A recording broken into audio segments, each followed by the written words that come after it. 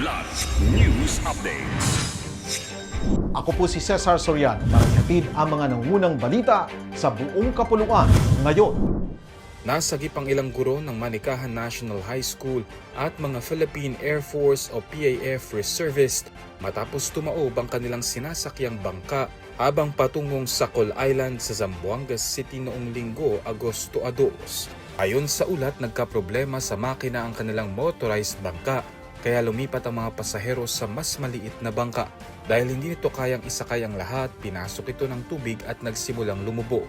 Agad namang rumesponde ang mga PAF reservist at arson personnel na sakay ng isa pang bangka at ligtas na nailigtas ang lahat ng pasahero. Wala namang naitalang nasawi o nasugatan sa insidente. Sa kabila ng nangyari, itinuloy pa rin ng grupo ang kanilang outreach program upang makapaghatid ng serbisyo at tulong sa komunidad ng Sacol Island. Sumuko na sa pulisya ang umano'y middleman sa pagpatay sa vlogger na si Mima Alicia Lipata na binaril at napatay sa Caloocan noong Hulyo 17. Tinukoy ng PNP ang ikatlong suspect sa alias na AF na sumuko noong Hulyo 24 sa Mabalacat City.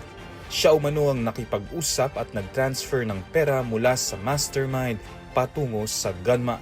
Batay sa investigasyon, lumalabas na mga gun for hire ang mga pangunahing suspect sa pamamari. Ayon pa sa PNP, maituturing ng case solved ang kaso. Patuloy namang tinutugis ng mga otoridad ang tatlo pang suspect, kabilang ang business couple na itinurong mastermind sa krimen.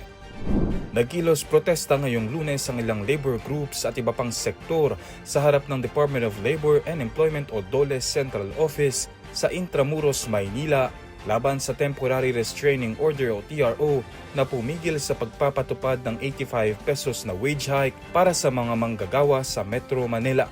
Direktang nakipag-usap sa mga rallyista si Labor Secretary Francis Tolentino at binigyang diin ang kahalagahan ng tripartism o pagtutulungan ng pamahalaan, mga manggagawa at mga employer sa pagbuo ng mga polisiya sa paggawa. Samantala, nagtipon-tipon din sa harap ng Pasig City Regional Trial Court ang iba pang rallyista para ipanawagan ang agarang pagbasura sa TRO at pagpapatupad ng wage hike. Kasabay nito, naghain din ang ilang labor groups ng urgent motion for intervention at move para bawiin ang TRO sa wage hike sa Pasig City RTC Branch 152. Ako po si Cesar Soriano, kasama nyo sa bawat pagputok ng balita.